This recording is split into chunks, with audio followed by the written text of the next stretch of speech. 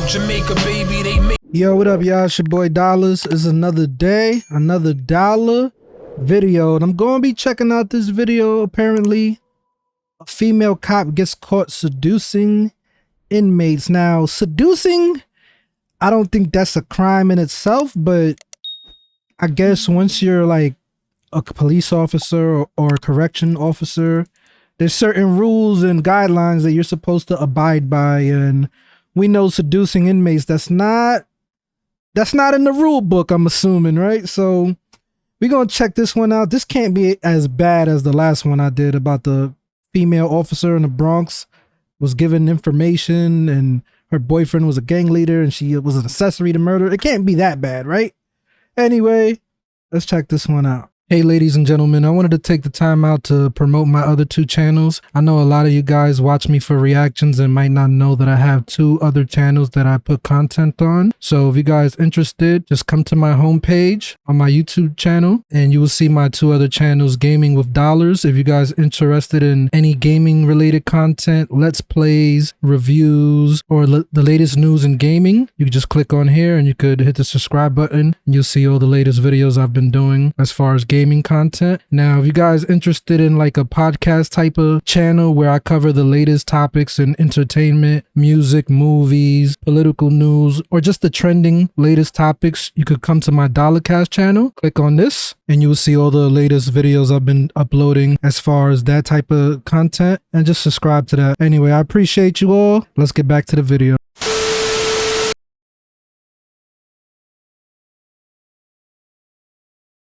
This is Charlene O'Banion, a prison officer being accused of sleeping with an inmate. Oh, she slept. Soaking through my clothes.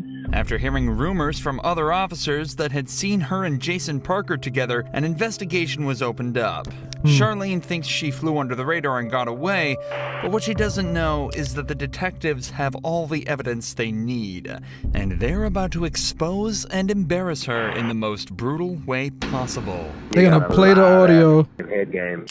Oh my God. Right from the start, Charlene plays innocent and pretends she doesn't know anything about the allegations. My thing is, bro, how do people not know nowadays that they're being recorded and they're being watched at all times, right? It's like talking on the phones and texting and that type of communication, bro, is bad. Like, especially if you know you're doing the wrong things. Like, me personally, I don't get caught up in stuff like that. But if I was, bro, you know I'm not talking on no phone. I'm not texting you, nothing like that. We're going to have to speak face to face, you know, like the mafia used to do. Like, I don't understand people. We're notified of a possible improper relationship between you and Jacob Parker. So we're here for that. I just kind of want to talk to you about it and get your side of that story. I don't know anything about it. Okay. Have you talked to him on any jail phone calls or anything like that? No. None at all? Charlene is sure that this will work, but the detectives have much more evidence than they're letting on. And where would you think that this allegation would come from if there's nothing to it? Well, I had a feeling this was coming. So there was an inmate named Coker, Justin Coker. Okay. He got out of here for, I don't know what period of time. And he tried to contact me on Facebook. He sent me a message and I blocked him on Facebook. And I guess one time Parker was going back to Pequot to use the bathroom and he was talking like at the window with me. Mm-hmm. And I guess Coker like didn't like that, which I had no contact with him or anything. And Parker had told me that he had gone up to him and was like, don't talk to her or something crazy like that. So I'm just not trying to be rude here. I'm just, yeah. Why would you? One thing about me, bro, the worst thing you could do to me is insult my intelligence, especially when I caught you and I know that I got you in the bag. It's like, I'm just giving you the rope to hang yourself more and more. Okay, yeah. Oh, keep going. Keep lying in my face. Like, then you just hit them with the evidence. Like, it's just hilarious, bro. Expect this conversation to come up from that. Like now, if that happened a few months ago. Charlene claims that the only time she's had contact with Jason was a single time outside the jail bathroom, and it was a jealous inmate that started the rumor. But the detective is about to share some evidence that instantly proves that Charlene is hiding something. I don't know exactly how it started, like who it started from, but I was told that it was brought to somebody's attention, and then we looked at jail calls, and there's jail calls between you and Parker, and all that stuff's recorded. So I don't think. So in a situation like this, does she get arrested or she just loses her job, or both? If she does do time, I probably think it's like, I don't know, probably less than a year. Probably 6 months or less. Like, I don't see her doing a crazy amount of time. Again, it's not like the other cop that she was really doing messed up things. Like, yeah, this is bad, but this happens, bro. You know what I'm saying? To me, I think it's worse when it's a male police officer inside of a female prison. Because I feel like a man, they have more power than if a female officer was to try to get you to smash her. A man would be happy about that. Yeah, we're gonna. But I feel like when there's a man, I don't know. And it's not to be double standards, because I know you could flip it too, but it's just, I don't know. I feel like them dudes that be doing that shit are worse, bro, because they really take advantage of these females, and you know what I'm saying? Like, it's bad. I think you're being completely truthful. Well, I kind of know that you're not. And I'm not trying to be rude when I say that. Yeah, no. I'm just kind of trying to lay it out on the table for you. So can you kind of tell me what's going on?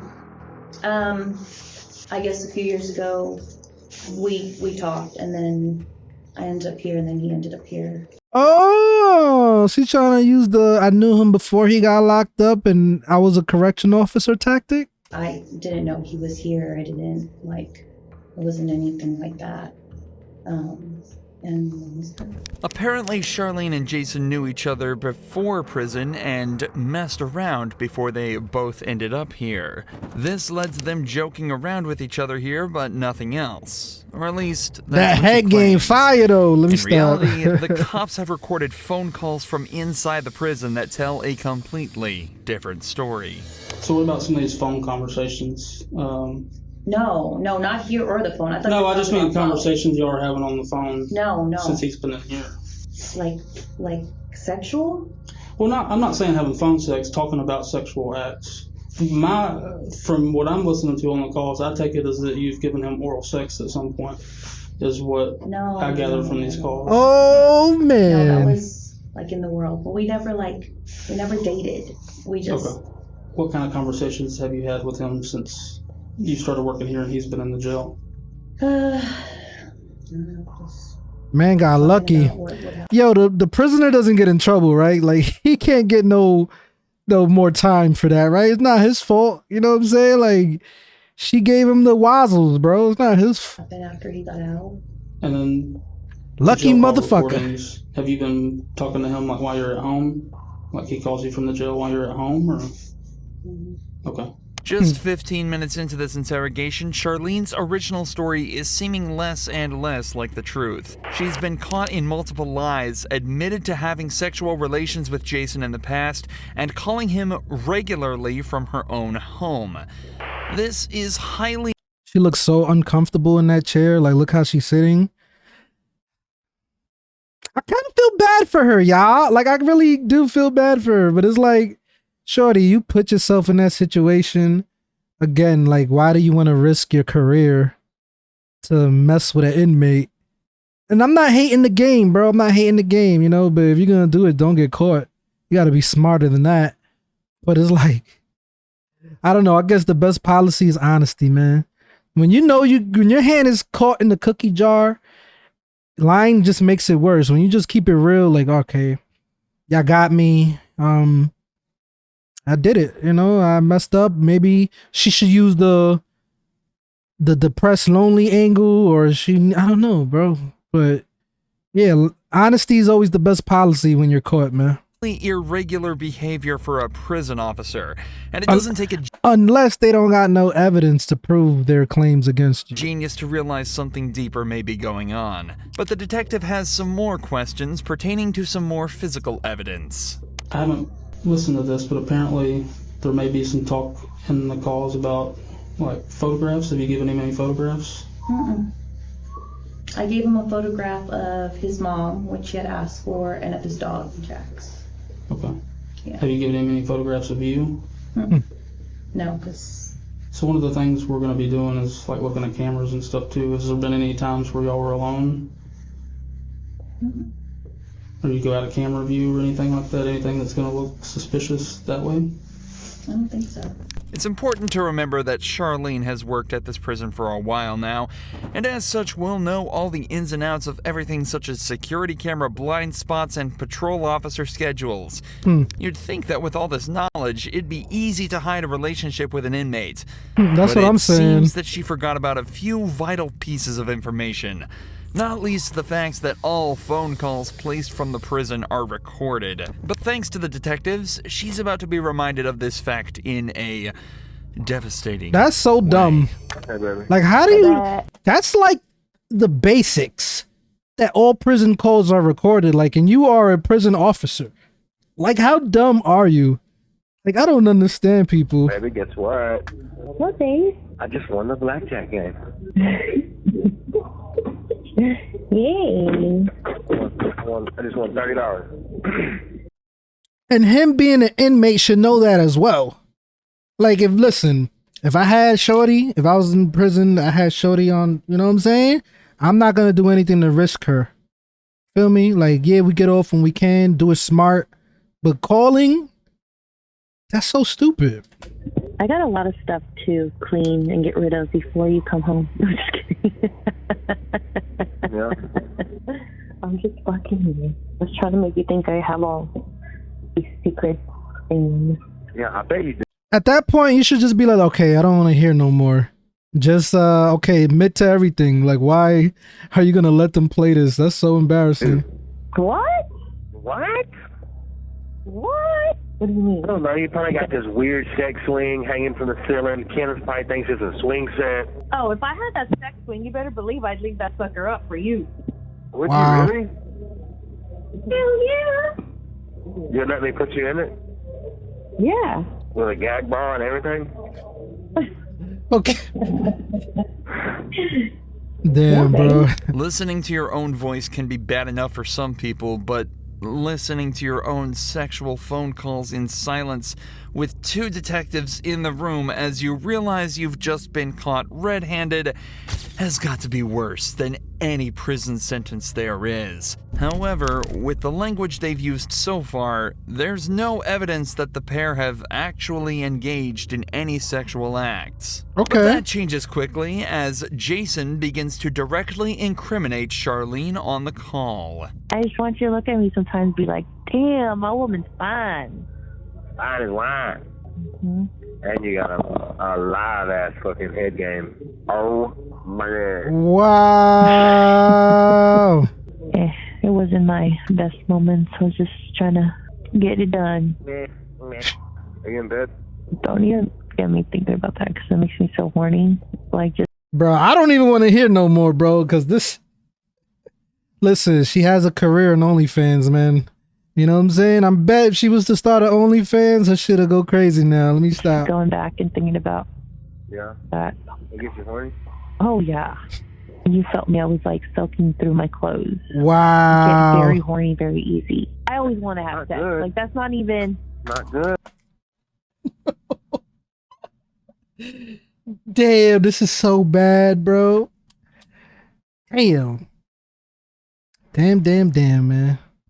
Like, again, my mind is, where they at when I need them? No, let me stop. Let me stop. I mean, it's not like I just like look at someone, I'm like, oh my god, I'm so fucking horny.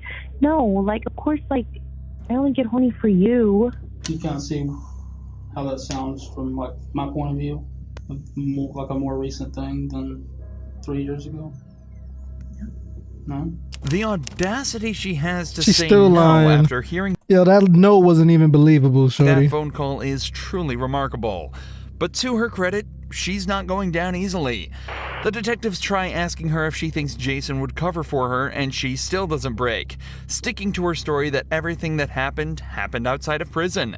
Technically, this story could still be true with this phone call, but it definitely is odd for the couple to be recounting events from over 3 years ago in such detail. Well, if I was a defense lawyer, I could argue that, you know, the touching part, though, and she's soaking through her clothes, that could be something that happened in the past before he was locked up. And they could be reminiscing and, you know, they basically talking for him when he gets out. You know, they having these sexual conversations because, you know, he's locked up and eventually he's going to come out. So she, you know, that's how they get off. I don't know.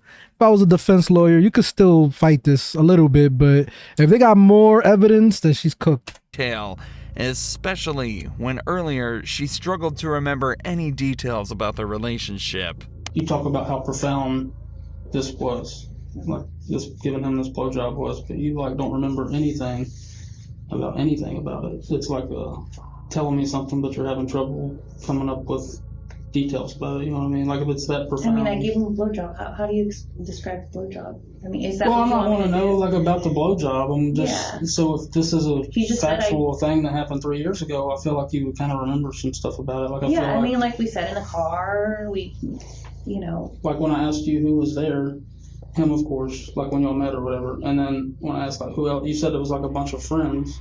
Yeah. But like you can remember one chick's name after you think about it for 30 seconds. So that's not making sense to me.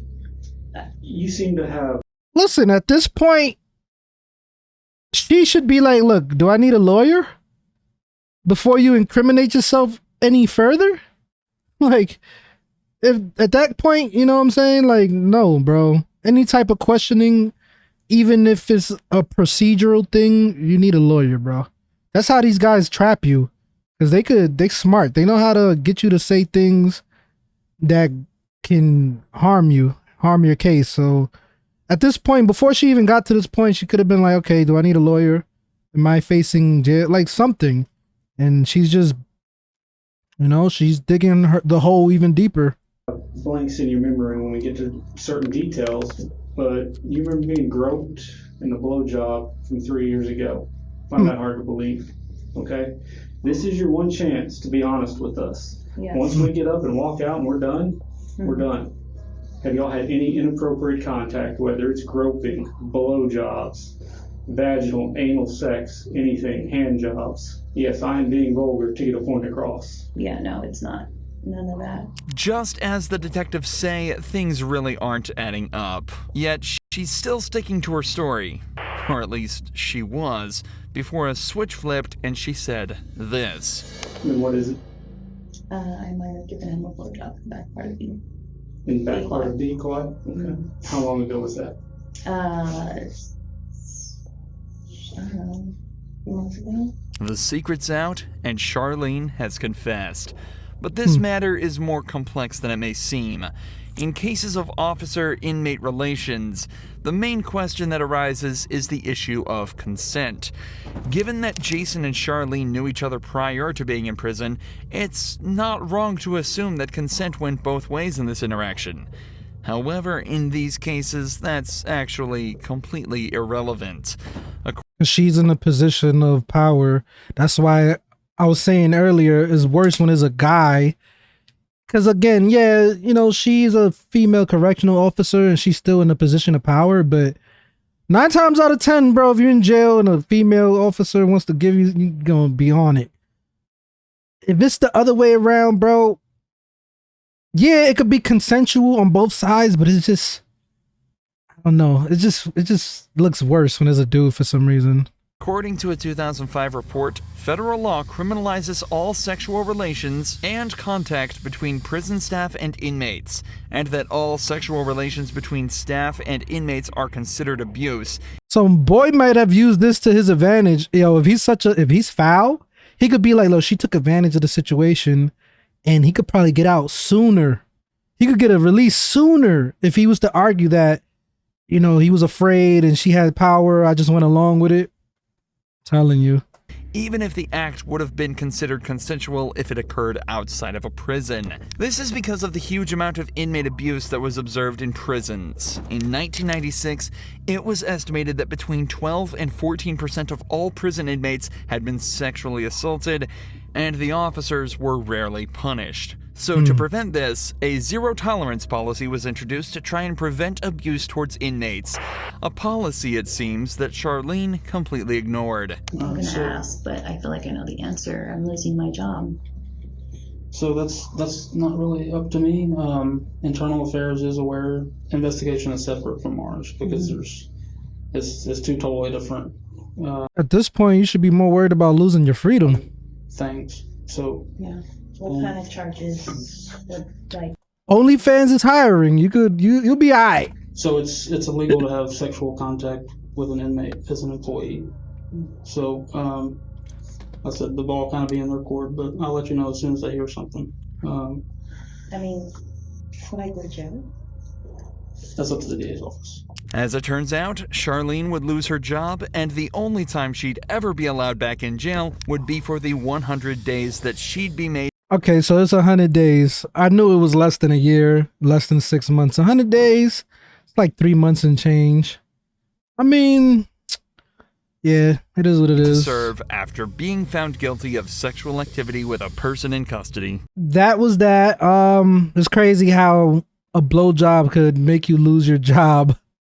A blowjob costed her job, and she had to do time behind it. But yeah, man, I'm pretty sure this happens more often than not. I would like to know what's the percentage of female officers and inmates. Like, what's the percentage compared to the men? That's something I would have to look up. My whole thing is, why can't I get lucky with these fucking teachers and like, I don't know, bro. No, let me stop, bro, because I got a shorty. But yeah, man, y'all let me know your thoughts about this in the comments down below. You already know what to do. For my time goes by, they gon' raise a nigga jersey in the sky. Treat a nigga right, big dreaming on my life. Shorty wanna get some air, I go and get her when I fly. Taking off on these niggas I retire. The minute I catch fire, I smoked them all before, just revisiting the high.